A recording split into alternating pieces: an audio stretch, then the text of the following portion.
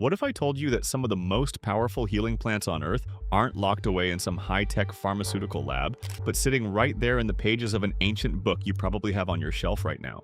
Most people don't know this, but while we're all running to the drugstore for the latest over-the-counter fix, popping pills designed in a lab barely 50 years ago, the people of the ancient world were already using plant-based remedies that modern science is now scrambling to validate. These weren't superstitions. These weren't folktales. These were sophisticated botanical medicines mentioned by name in scripture, used by priests, healers, and kings for thousands of years. Stick around because number 17 on this list, frankincense, was literally worth more than gold in the ancient world, and new research suggests its active compounds can do something to cancer cells that has oncologists paying very close attention. And number 20, well, let's just say there's a reason it was the plant chosen to prepare the body of the most famous person who ever lived. Make sure you hit that subscribe button because we post new videos every week that pull back the curtain on ancient wisdom the modern world forgot. So let's get into it. Here are 20 biblical plants that will cure any disease instantly, ranked from remarkable to absolutely miraculous. Number 1. Cumin, the spice of justice. You might think of cumin as just another jar sitting in the back of your spice rack, but this seed has a story that stretches back thousands of years. The prophet Isaiah referenced cumin directly when describing the careful, deliberate way a farmer plants his crops. It was so valuable in the ancient Near East that it was used as currency, traded weight for weight alongside precious goods.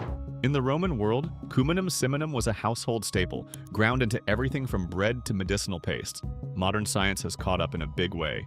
Cumin contains a compound called thymoquinone, along with a rich concentration of iron and manganese. Research published in nutritional journals has demonstrated that cumin extract exhibits significant antioxidant and anti-inflammatory effects. One clinical study found that cumin supplementation improved markers of metabolic syndrome in overweight individuals, including blood sugar and triglyceride levels.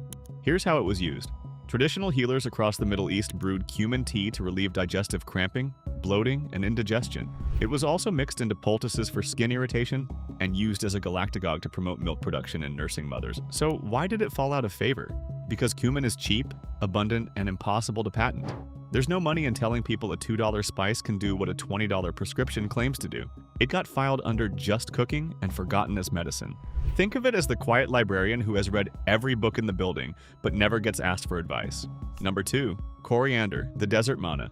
When the Israelites wandered the desert and found manna on the ground, the Bible describes it by comparing it to coriander seed. That's how familiar and important this plant was. Coriander, or Coriandrum sativum, has been found in ancient Egyptian tombs, and it was one of the first herbs cultivated in the Hanging Gardens of Babylon. Recent clinical studies show that coriander contains linalool, a compound with potent anxiolytic and anti-inflammatory properties. Research has also demonstrated that coriander leaf extract can chelate heavy metals, helping to bind and remove lead and mercury from body tissues. A study in the Journal of Ethnopharmacology found that coriander seed extract lowered blood sugar levels in diabetic animal models as effectively as the standard drug glibenclamide. Traditional use included chewing the seeds raw to settle an upset stomach, brewing the leaves into a tea for urinary tract infections, and applying crushed coriander as a paste to soothe joint pain and swelling. It was forgotten because the pharmaceutical industry couldn't monetize a plant that grows like a weed in almost any climate. Coriander was too easy, too accessible, and too effective for its own good. Think of it as nature's first responder, arriving at the scene before anyone even calls for help. Number 3. Dill, the tithe herb. Jesus himself mentioned dill in the Gospel of Matthew, noting that the Pharisees were so meticulous, they tithed even their smallest herbs, dill included. This wasn't a throwaway reference. Dill, Anethum graveolens, was considered valuable enough to be counted as income in the ancient world. Roman gladiators rubbed dill oil onto their skin before fights, believing it promoted healing and strength. And here's what research now proves. Dill is rich in flavonoids like kaempferol and vicinin, which have demonstrated antimicrobial and antioxidant activity in laboratory studies. Dill essential oil has been shown to inhibit the growth of several harmful bacterial strains, including some antibiotic-resistant varieties. Studies also suggest dill seed extract has lipid-lowering effects, potentially reducing bad cholesterol. Here's how it was used. Midwives in the ancient world gave dill water to colicky infants, a tradition that survived into the 19th century as gripe water. It was also chewed after meals to freshen breath and aid digestion, and brewed into teas to calm anxiety and promote sleep. Why don't we hear about it anymore? Because dill got boxed into the culinary category. When we started separating food from medicine, which is a very recent and very Western idea, plants like dill lost their medical identity entirely. Think of it as the veteran soldier working as a crossing guard.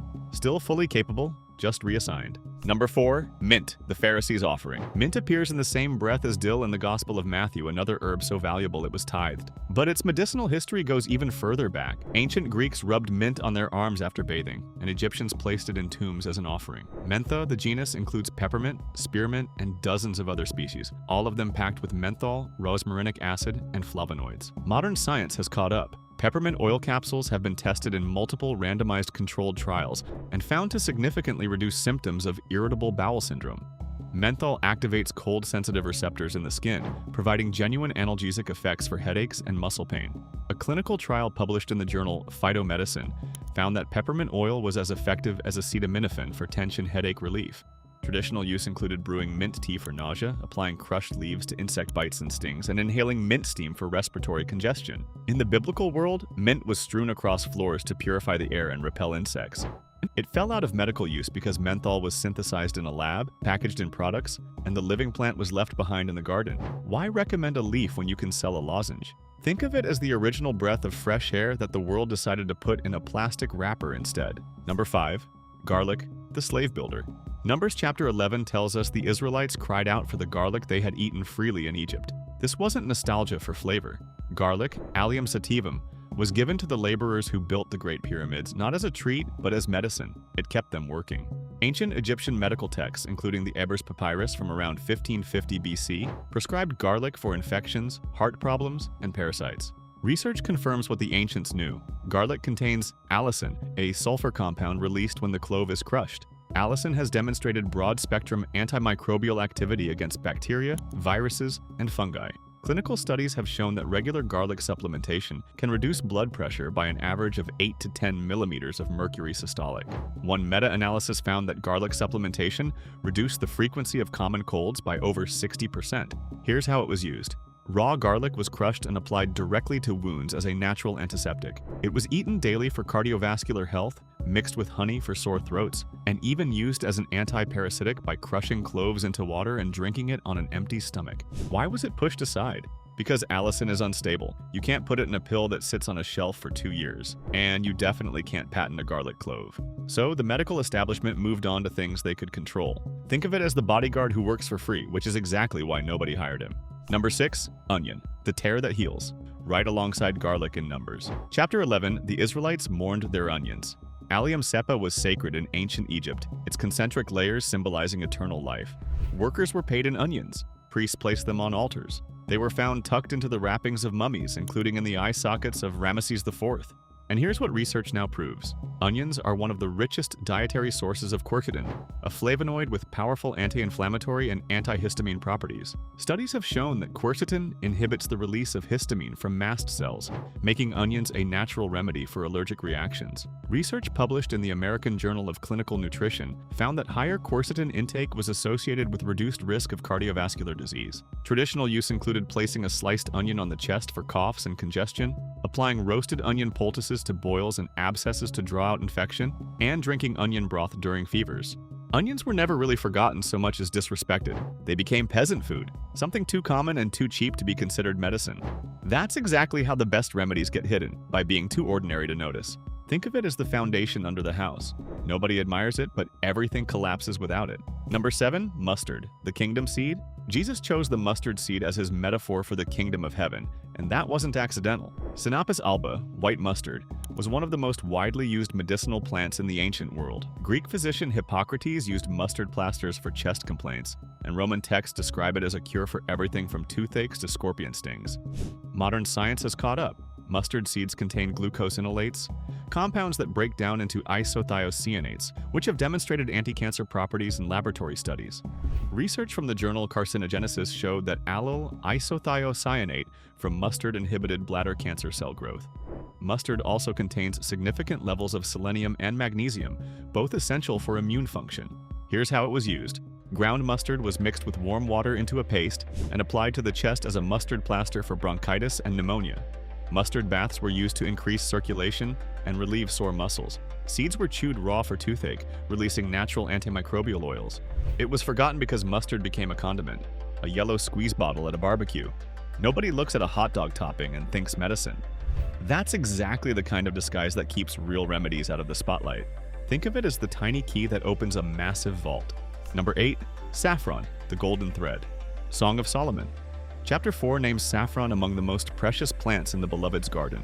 Crocus sativus has been cultivated for over 3,000 years, and it takes about 75,000 flowers to produce a single pound of saffron threads. In the ancient world, it was worth more than gold by weight, used as a dye, a perfume, and a potent medicine. Recent clinical studies show saffron is rich in crocin and safranel, compounds that have demonstrated remarkable antidepressant effects. Multiple randomized controlled trials have found that saffron supplementation was as effective as fluoxetine and imipramine for treating mild to moderate depression. Research also suggests that crocin has neuroprotective properties, potentially slowing cognitive decline. Traditional use included dissolving saffron threads in warm milk for insomnia and melancholy, using it as an eye wash for improving vision, and applying it topically to reduce inflammation and brighten the skin. Why don't we hear about it as medicine? Partly because of cost, partly because the pharmaceutical industry would rather you take a daily pill than steep a few threads in tea. There's no subscription model for a crocus, and think of it as liquid sunlight, impossibly precious, impossibly effective, and impossibly overlooked. Number 9. Cassia, the anointing bark. Cassia was one of the sacred ingredients in the holy anointing oil, described in Exodus chapter 30. Cinnamomum cassia, closely related to true cinnamon, was imported along ancient trade routes from Southeast Asia at enormous cost. Psalm 45 describes the robes of a king fragrant with cassia, signaling its association with royalty and divine favor. And here's what research now proves. Cassia bark contains cinnamaldehyde, a compound with potent antifungal and antimicrobial properties. Studies have shown that cassia extract can significantly lower fasting blood glucose levels in individuals with type 2 diabetes. Research published in Diabetes Care found that taking 1 to 6 grams of cassia daily reduced blood sugar by 18 to 29% over 40 days. Here's how it was used. The bark was boiled into decoctions for digestive disorders and diarrhea. It was burned as incense to purify the air in temples and sick rooms. Ground cassia was mixed with oils and applied to arthritic joints. Cassia was displaced by its more refined cousin, true cinnamon, and both were eventually reduced to baking spices. Entire empires were built on the cassia trade, wars were fought over it, and now we sprinkle it on toast without a second thought. Think of it as the crown jewel that got tossed in the junk drawer. Number 10. Pomegranate, the fruit of life. The pomegranate appears over 30 times in the Hebrew Bible. It decorated the robes of the high priest and the pillars of Solomon's temple.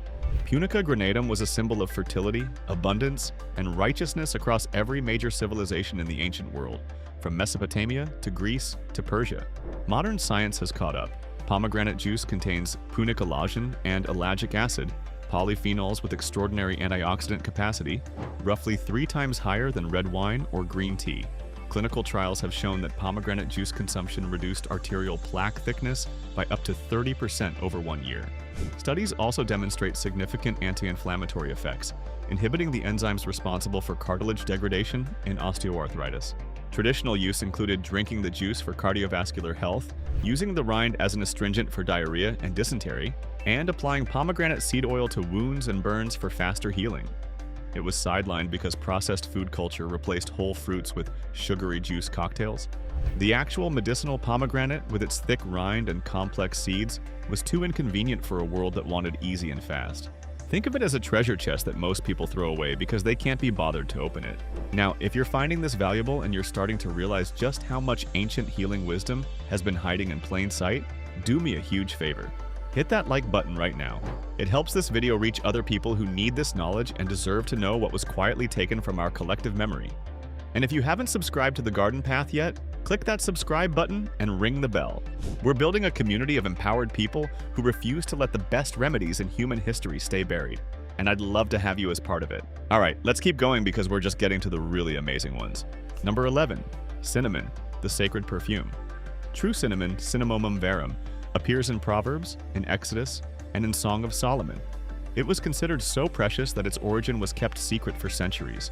Traders invented fantastic stories about cinnamon being harvested from the nests of giant birds to protect their monopoly. In the ancient world, only the wealthiest people could afford it. and it was offered to gods in temples across the Mediterranean.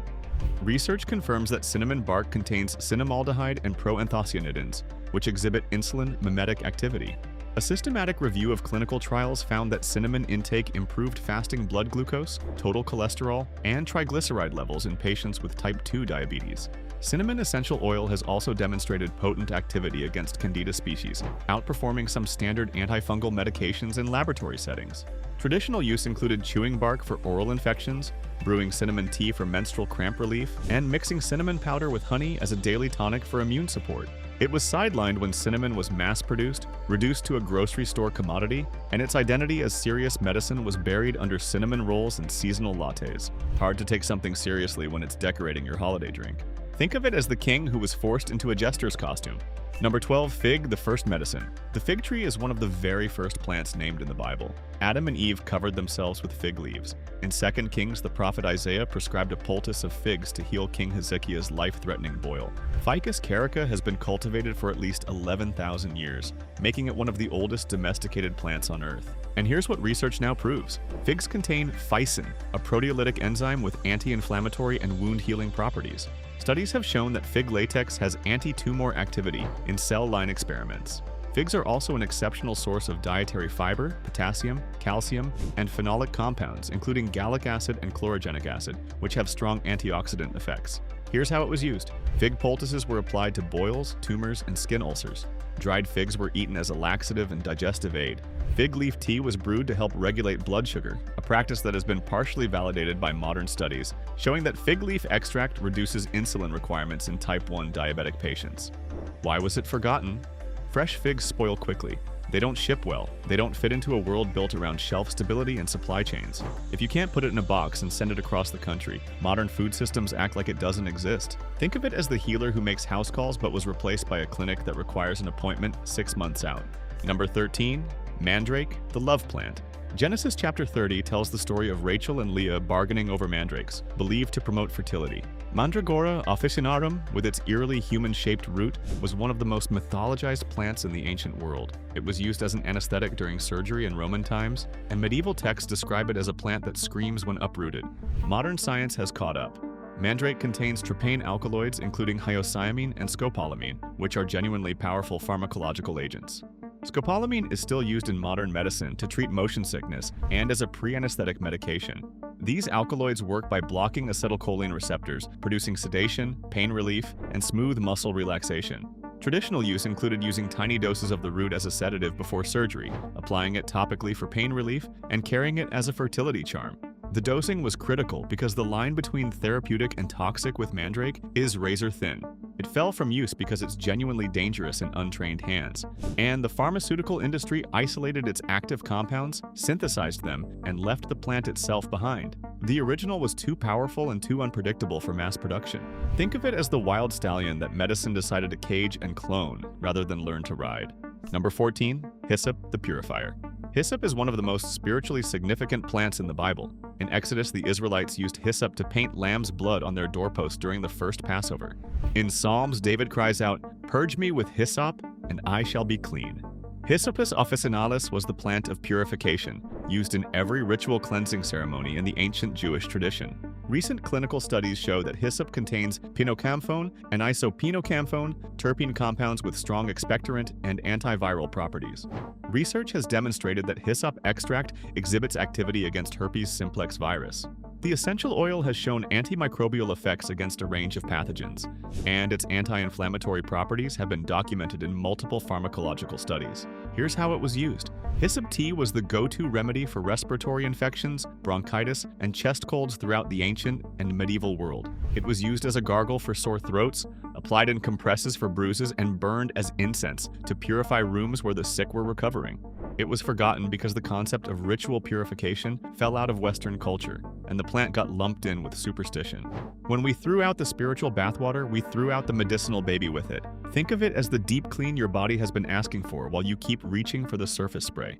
Number 15, olive, the liquid gold. The olive branch is perhaps the most recognizable biblical symbol, carried by the dove back to Noah's Ark. But the olive tree, Olea europaea, was far more than a symbol. It was the economic backbone of the ancient Mediterranean, the source of light, food, and medicine. The word Messiah literally means the anointed one, and that anointing was done with olive oil. And here's what research now proves. Extra virgin olive oil contains oleocanthal, a compound that operates on the same anti-inflammatory pathway as ibuprofen.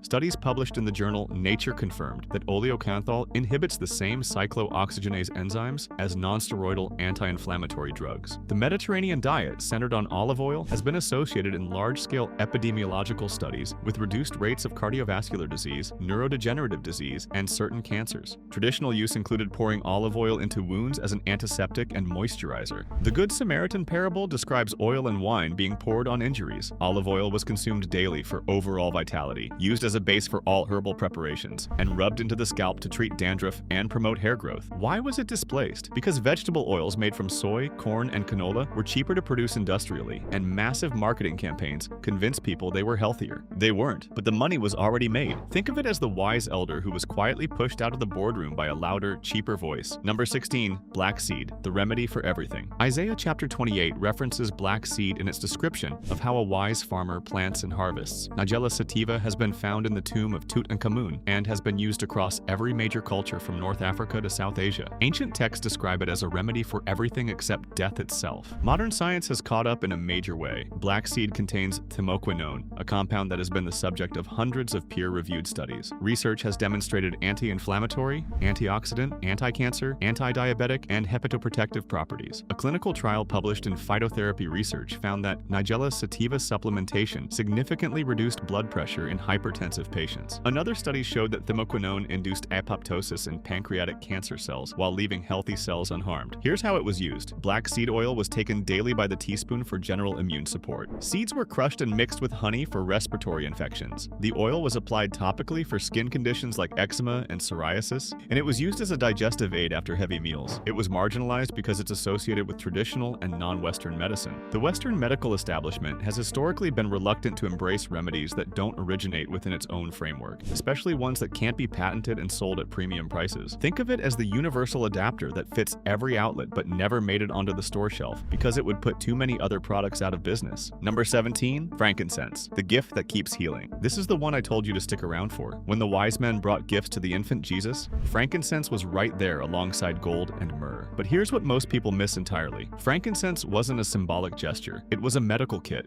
Boswellia sacra resin was the single most valued healing substance in the ancient world. It was burned in every temple, traded across 1,000-mile caravan routes, and literally worth more per ounce than gold at several points in history. And here's where it gets remarkable. Boswellic acids, the active compounds in frankincense, have demonstrated powerful anti-inflammatory effects by inhibiting 5-lipoxygenase, an enzyme involved in the production of leukotrienes, which are key drivers of chronic inflammation. But that's just the beginning. Research published in the journal BMC Complementary Medicine found that boswellic acid acetyl keto-beta-boswellic acid, also known as AKBA, induced apoptosis in multiple cancer cell lines, including glioblastoma, one of the most aggressive brain cancers known. Clinical trials have shown that Boswellia serrata extract significantly reduced symptoms in patients with osteoarthritis and Crohn's disease. A study in the European Journal of Medical Research found that Boswellia extract was comparable to the drug mesalazine for maintaining remission in ulcerative colitis. Here's how it was used. Resin was burned, and the smoke inhaled for respiratory ailments and mental clarity. It was dissolved in oil and applied to wounds, skin infections, and arthritic joints. It was chewed raw to promote oral health, and it was taken internally as a tonic for digestive disorders.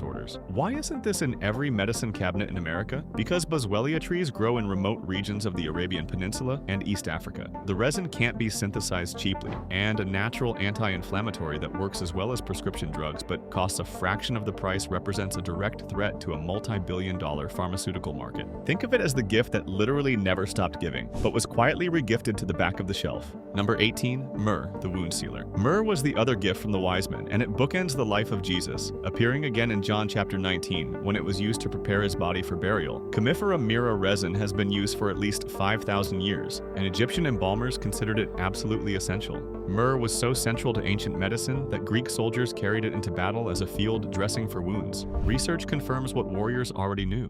Myrrh contains terpenoids, specifically cursarine and furanol-udesma-1, 3-DNA, which have demonstrated analgesic effects in studies comparable to those of pharmaceutical painkillers. A study published in the journal Anesthesia found that myrrh-based compounds activated opioid receptors in the brain. Myrrh also has broad-spectrum antimicrobial properties, and research in the Journal of Medicinal Plants has confirmed its efficacy against antibiotic-resistant bacterial strains. Traditional use included dissolving myrrh resin in wine and applying it to battle wounds to prevent infection and reduce pain. It was used as a mouthwash for gum disease and oral ulcers, a practice that continues today in some natural dental products. Myrrh tincture was taken internally for intestinal parasites. It faded from common use because we developed synthetic antiseptics and painkillers. Iodine, neosporin, and aspirin took over. They were easier to manufacture, easier to standardize, and much easier to sell. The fact that myrrh did much of the same work was conveniently forgotten. Think of it as the battlefield medic who got replaced by an algorithm that can't actually stitch a wound. Number 19,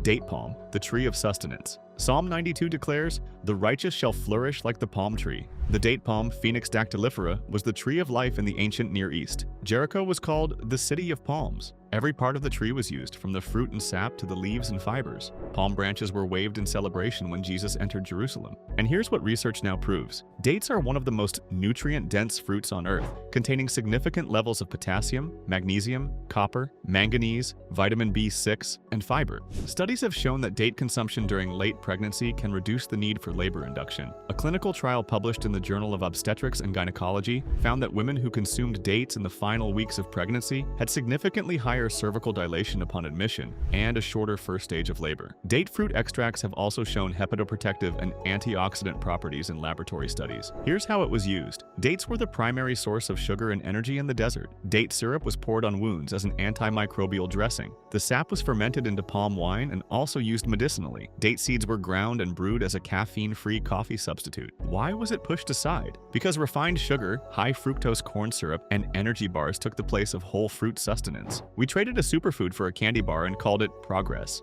Think of it as the original energy bar, the one that actually worked without a wrapper full of ingredients you can't pronounce. And here we are at number 20, the one I saved for last because it represents everything we've talked about today. Number 20, aloe, the plant of immortality. The ancient Egyptians called it the plant of immortality. Aloe vera, or Aloe barbadensis Miller, appears in John chapter 19, where Nicodemus brought a mixture of myrrh and aloes, about 75 pounds worth, to prepare the body of Jesus for burial. That is not a trivial amount. That was a treasury of medicine, applied at the most sacred moment in the Christian narrative. And it was aloe that was chosen. Think about that. This plant has been revered by every major civilization that encountered it. Cleopatra used it as part of her daily skincare regimen. Alexander the Great reportedly conquered the island of Socotra specifically to secure its aloe supplies for his wounded soldiers. Dioscorides, the Greek physician whose De Materia Medica shaped Western medicine for over 1,000 years, documented aloe's uses in exhaustive detail. Modern science has more than validated what the ancients knew. Aloe vera gel contains over 75 active compounds, including asemanen, a polysaccharide that has demonstrated immunostimulatory, antiviral, and wound-healing properties. Clinical studies have shown that aloe vera gel accelerates burn wound healing, with patients experiencing full recovery significantly faster than those treated with conventional silver sulfadiazine cream. Research published in the Annals of Dermatology found that aloe vera was effective in the treatment of psoriasis. Asemanen has also been studied for its ability to stimulate macrophage activity, essentially training the immune system to respond more effectively to threats.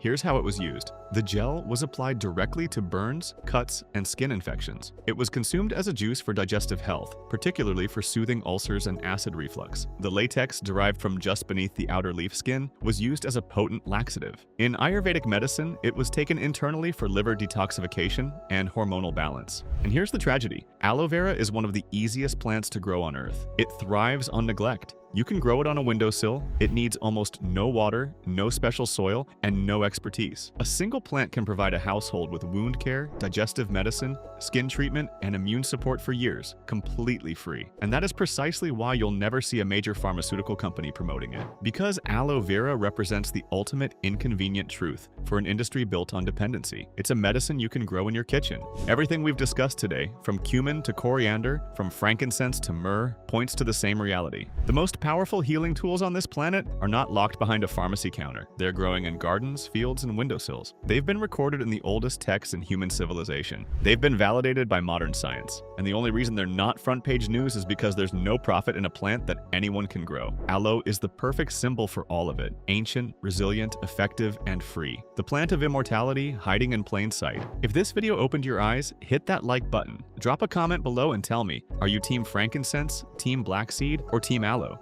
Subscribe to The Garden Path and ring the bell so you never miss another deep dive. The garden has always been the pharmacy. We just forgot how to read the prescription.